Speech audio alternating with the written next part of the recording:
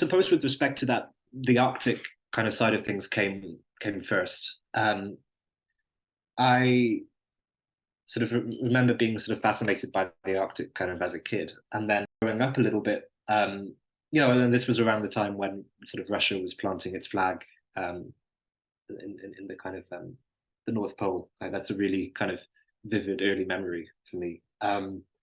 Then a little bit sort of later on, seeing the Arctic as kind of a barometer for climate change, I kind of got a sense of the importance of the region.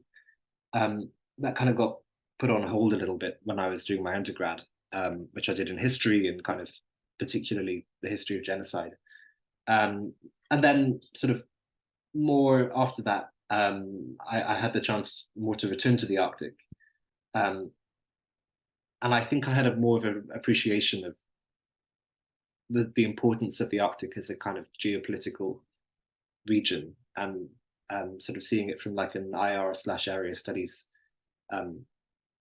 sort of perspective. Then I suppose with the Japan side of things, I have something of a undergraduate kind of background in Japan more than any other sort of East Asian country. I sort of did a bit of Japanese history and particularly Japanese post-war history, and then sort of the kind of third dimension to this, which I suppose isn't really a region, but I think sort of brings all of these sort of things together as institutions. And I'm really fascinated by how sort of governmental institutions and sort of my research kind of focuses on those to a certain extent. And these kind of international organizations like the Arctic Council sort of operate and run, and how they do what they do.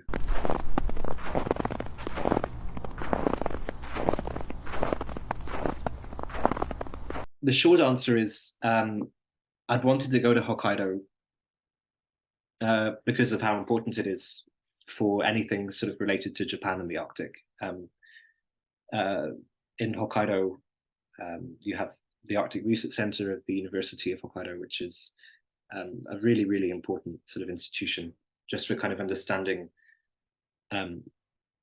sort of how Japan sort of works with the Arctic and works with Arctic institutions. It's really important in the development of the Central Arctic Ocean Fisheries Agreement, for instance. So my experience at the Summer Institute was, it was interesting, for one, because there was a really pertinent sort of seminar option being offered by the Arctic Research Center, which was about Asia and the Arctic and the Arctic in Asia, which is also the name of the U-Arctic sort of group. And that was super, but more pertinently, really, it was being able to spend time at the Arctic Research Center and being able to work with Dr. Sanabara and Dr. Onishi a little bit, and collect data for my thesis as well. A few years prior, I'd taken a class about sort of Ainu culture and the commonalities between Ainu people and Sami perspective in Northern Europe, and that was super interesting. That was during the pandemic, so that involved getting up at like 2:00 UK time to be on Zoom call. So that was less fun. But yeah, no, being in Hokkaido over the summer was really fantastic. I'd not been to Hokkaido before. I'd been to Japan a couple of times.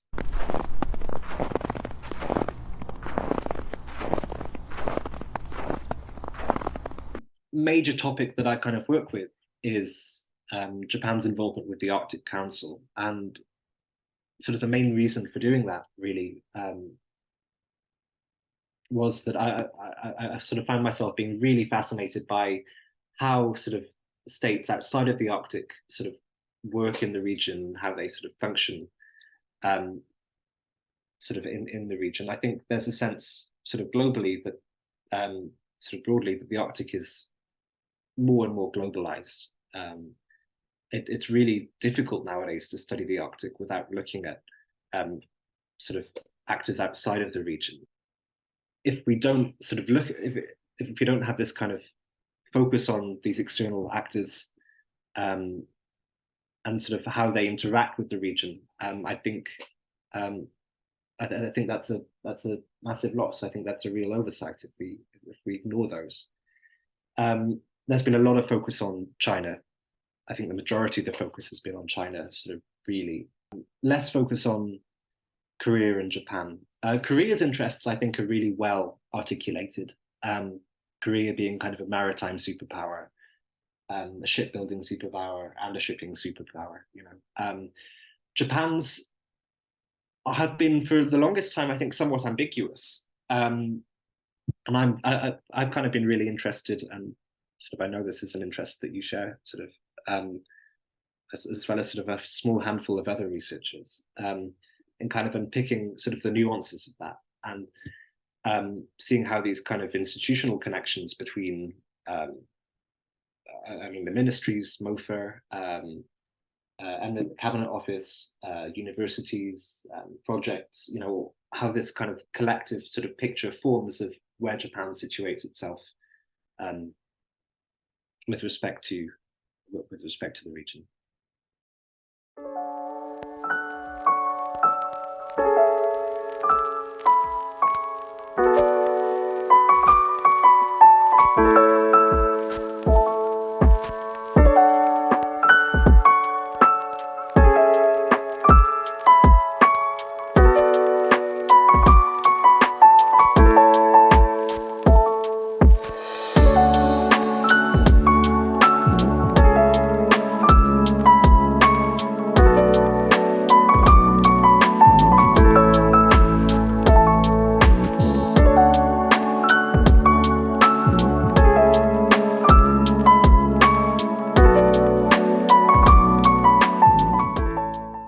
I guess I'll sort of mention again sort of the reasons I think why Hokkaido is sort of so significant, really. And part of it is because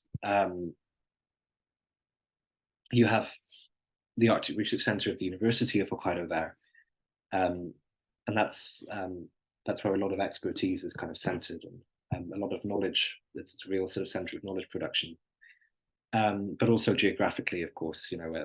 I think there's a sense of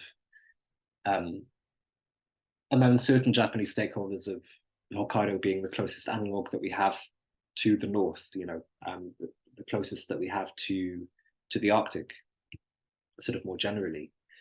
And there's, of course, the more practical perspective. Dr. Yuha Sonawara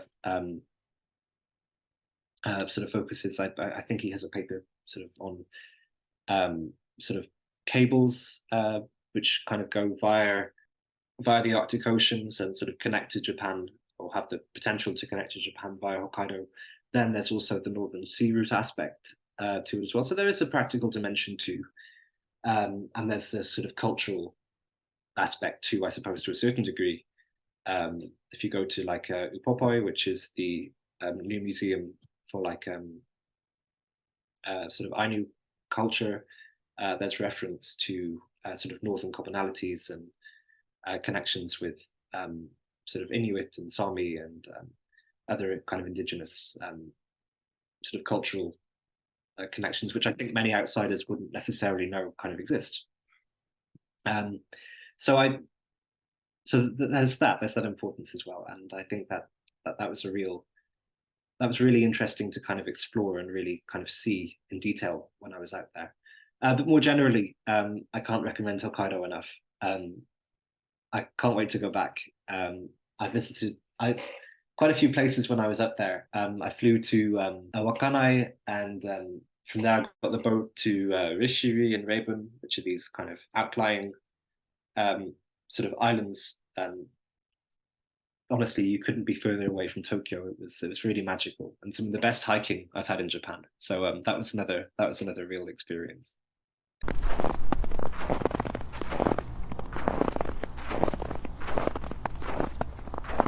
I was initially an intern for them back in 2021, and they've kind of kept me on in various capacities sort of ever since on a kind of ad hoc kind of basis. So I helped with the NUC and particularly the Tokyo Forum early last year. Goodness, that's flown by. As well as assemblies in Reykjavik.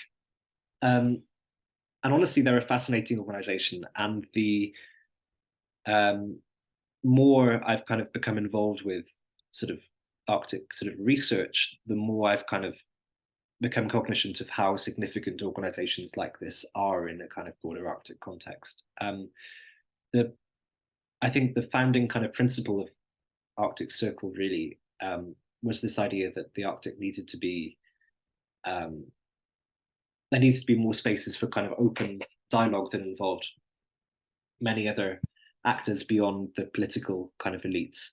Um, and I think there's a discussion, a valid discussion to be had about how successful organizations like Arctic Circle and Arctic Frontiers are in making that happen realistically. Arctic Circle is in a pretty good place, I think, for many people in the Arctic to attend. In Reykjavik, you can fly to Keflavik and um, from I think more places in the Arctic um, than other cities. Uh, but equally, there are still prohibitive costs and that kind of thing. So I think that that's something that you know we can keep working on.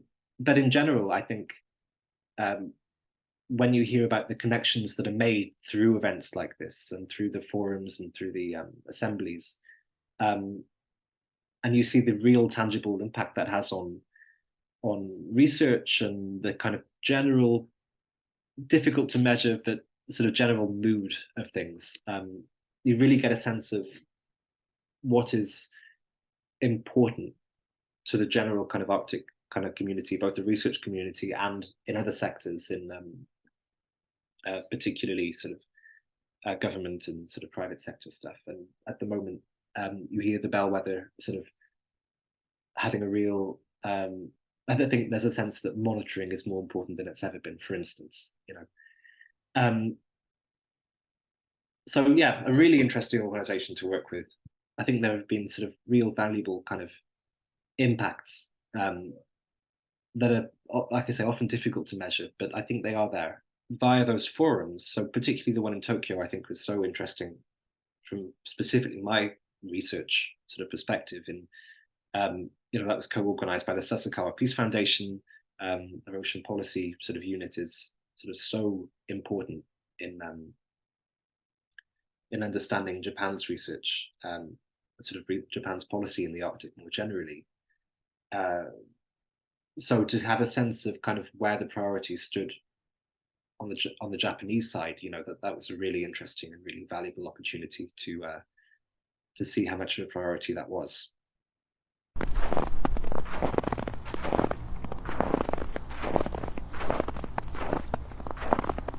So I do enjoy traveling, and to be honest, that's been one of the real highlights of being able to do the research that I've done has been over the summer, being able to, like, I had to travel to Hokkaido, so I thought, okay, well, I'll take some holiday on the way there and really take my time. So I flew into Tokyo. I went actually via Mongolia. I decided to get this train ticket, basically, which the youthful 18 ticket. I don't know if that rings a bell, and that basically gives you unlimited travel on local trains in Japan for 5 days. So it's like a really, really slow way of seeing Japan, but you kind of get to explore much more of the country than if you were just on the Shinkansen. So this was fantastic. So I was able to kind of start in Tokyo, and from there, kind of go sort of steadily north. So I went, I think, first to sort of Ibaraki prefecture, then into Fukushima. Then I think after that it was um, Yamagata, and then north to, if I can remember properly, Akita, where they have this amazing kind of lantern sort of Matsuri festival thing, which I was able to catch. And then my one Shinkansen route was between Aomori and Hakodate, and then from there you kind of get the slower train back up to Sapporo. And then in Hokkaido, sort of traveling to I was able to do a bit of traveling. I was mostly in the lab, but on the weekend I was able to get to um, Rhŷs, which is this really amazing kind of volcanic caldera sort of island thing that comes out of nowhere in the ocean. Very, very few tourists were there when I was there. So that was really special. And then it's a short hop from there to the other island, which is called Rhŷs, which is utterly beautiful. Like it reminded me a little bit of the sort of West Wales kind of coastline a bit, but that's probably just me. Um, so that was really really special. Obviously, Wakkanai being the northernmost city in Japan, yeah, obviously for what we're interested in, makes it a super interesting place. And one of the courses that we did that I did, sorry, at the Hokkaido Summer Institute, which I knew nothing about really, was about like architecture that kind of adapts to the environment. When I was there, it was pretty sunny. It was mid 20s, but in the winter, as you can imagine, it's a pretty difficult place to be. I think so. They have this amazing kind of train station complex that they just built, which is sort of designed to. I think there's a care home in there. There's a cinema. Basically, everything you might need is within this kind of railway station complex, northernmost railway station in Japan. Um, and the architecture is really cool. Like it's designed to sort of funnel the snow a certain way so it doesn't block the entrance. Anyway, it was really, really interesting to kind of see that for myself. So yeah, I've been to Japan. I think sort of 4 times now. This is the most I've traveled in Japan over this last summer. Sort of seeing Japan both from a tourism perspective and as more of a researcher now. It's been interesting to kind of compare those experiences.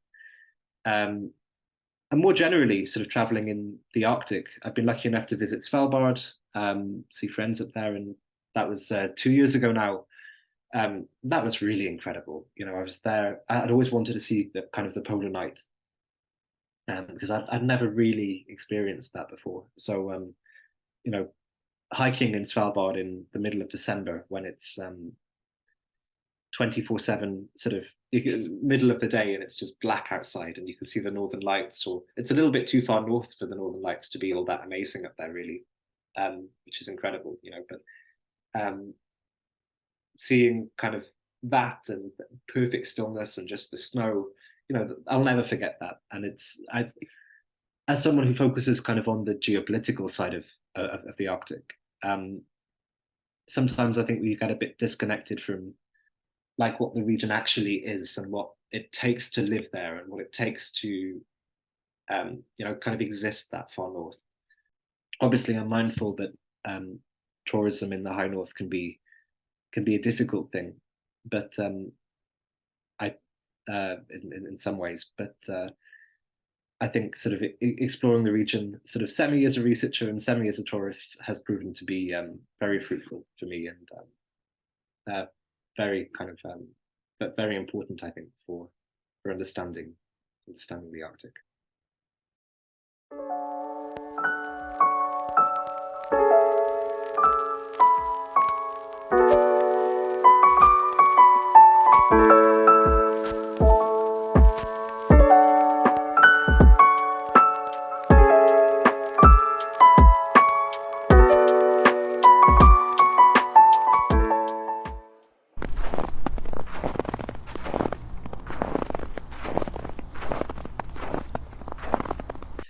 Iceland, I've been a handful of times now, but I lived there for basically um, like about half a year in 2021. So that's the longest I've stayed there in kind of one go. But I've obviously been back and forth. Um, Reykjavik is a lovely city, and I'm lucky enough to have some really good friends there now. Particularly sort of my colleagues and former colleagues at Arctic Circle. Uh, but around the country, I've been kind of north to Isafjordur, which is where a really interesting town actually, in the sense that it was where Olafur Ragnar the sort of founder of Arctic Circle, is where he's from. So I kind of had a sense of what it might be like, and then you go and it's like this sort of sleepy fishing town. very, very beautiful, kind of in this sort of glaciated landscape. Really hairy sort of flight to get in there to because the plane is so close to the sort of sheer kind of cliffs. Um, but then kind of you realize, okay, like um, this is also where sort of Kerecis is based, which is this incredible sort of startup company, basically, that I think it's Iceland's first unicorn, which is, I think, a company which is worth like $1 billion. And basically, that came from recycling a waste product from the fishing industry, which is fish skins, and using it in sort of surgery. So there's a whole lot of innovation going on in these very sort of remote, sort of quite unassuming places. And then also Akureyri and Húsavík. I was able to get to those two a little bit later in the winter. Akureyri kind of styles itself as the sort of capital of the north. So they have a university there. It's quite a bustling little sort of small city. So that's lovely. And then Húsavík is obviously probably best known for the Eurovision film nowadays, but formerly I think it was known as kind of a whale sightseeing kind of capital. So again, a lovely little town, and I saw the best northern lights of my life from just outside of Húsavík. And it's so funny to me that they sell you these sort of really, really expensive like northern lights sightseeing tours. Well, in fact, really the best way to see them, I think, is to plonk yourself in a car park with a camera and just kind of hope for the best, um, which is exactly what I did. So that was really, really quite special. So yeah, I mean, also there are some amazing hikes in southern Iceland. When I was there, it was during the Fagradalsfjall kind of eruption. So that was the perfect opportunity to get on a bus towards the airport and get off, I think, around Grindavik, which is now the town that's been evacuated because of the new eruption, and then kind of walk up from there to where the sort of caldera was, and that was really special. That could only happen in Iceland, I think. It's such a unique landscape.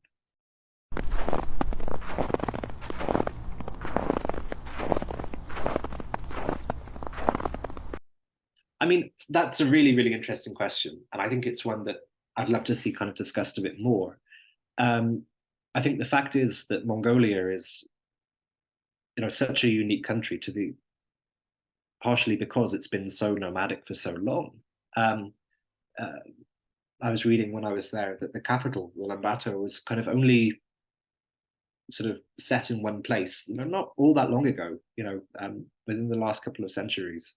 So a really, really unique country. And of course, this vast, vast, sparsely populated sort of area.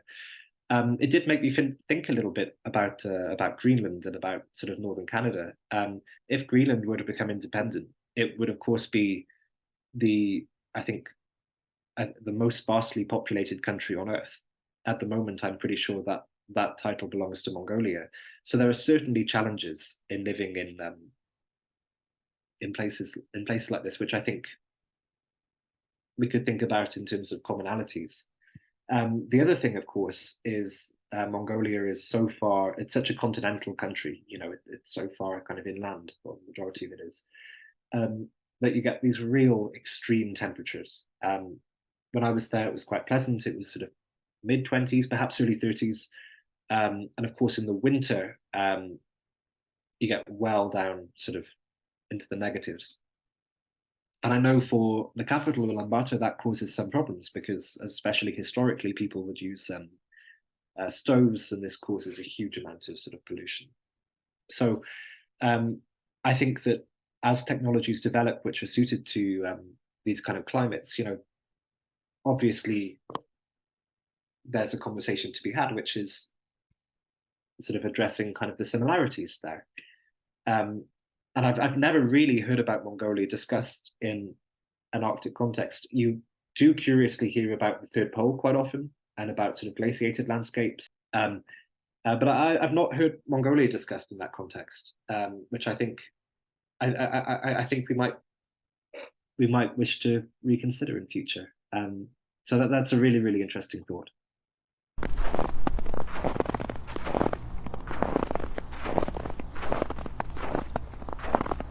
Yeah. So I mostly was hiking on the island of Rabun, um, and I think that I had never heard of this place before being in Hokkaido, to be honest. But sort of when I saw the photos from it, I was like, okay, I have to go. So I took a long weekend hiking up there, and it's not a very big place, to be honest. The landscape there, it's really quite special, and I think the hiking season is quite short up there. It's only uh, being Hokkaido, it sort of only sort of 3 maybe 4 months, but yeah, there was lots of infrastructure catered towards hiking. I think it was a pretty easy place to be hiking, to be honest, if that's what you wanted to do. Um, and I think most of the hiking routes were also circular, so it's pretty easy to just base yourself in one sort of hotel and kind of see the island from there. Whereas I know in other bits of Japan, like the expectation is that you sort of hike from one sort of ryokan to the next and have your bags sort of sent ahead of you, which is an amazing system, but not one that is necessary kind of here. Um, so yeah, really, really beautiful. And just the sort of cliffs and the coastline were like just staggering, really. So I can't recommend that enough.